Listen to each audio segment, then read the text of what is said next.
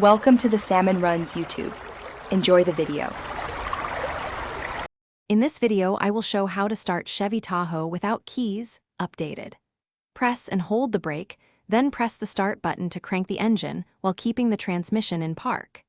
If the key fob battery is dead, place the fob against the start button area to enable passive recognition and start the vehicle.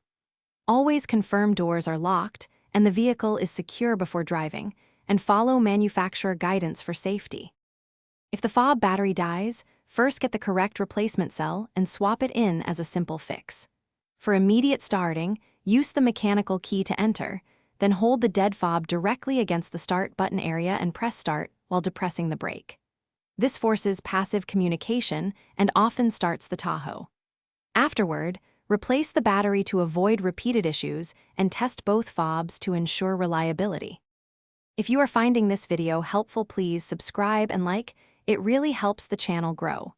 Quick recommendation: these leak-proof containers make meal prep easy and keep sauces from spilling in your center console or trunk, which is perfect during long drives in your Tahoe.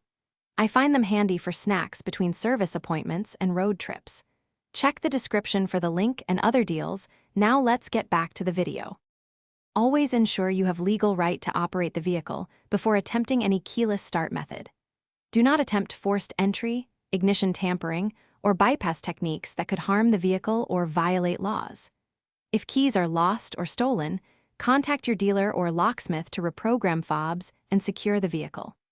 Prioritize safety, follow manufacturer instructions, and consider professional service for complex electrical or security concerns. Thanks for watching. Consider subscribing if we helped you.